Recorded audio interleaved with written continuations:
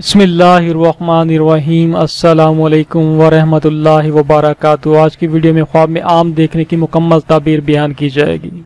خواب میں آم کا درخت ہرا بھرا دیکھنے کی دو تعبیریں ہوتی ہیں، ایک دولت میں اضافہ اور دوسری اولاد ہونے کی۔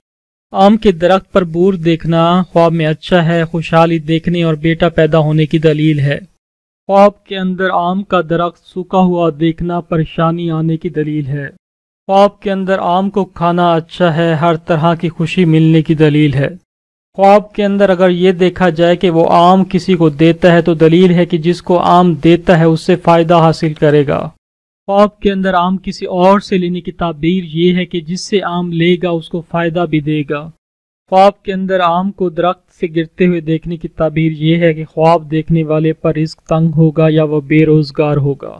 خواب کے اندر اگر یہ دیکھے کہ وہ آم کو درخت سے توڑتا ہے تو دلیل ہے کہ دل کی مراد پوری ہوگی۔ اس کی دوسری تعبیر بیٹا پیدا ہونے کی بھی ہے۔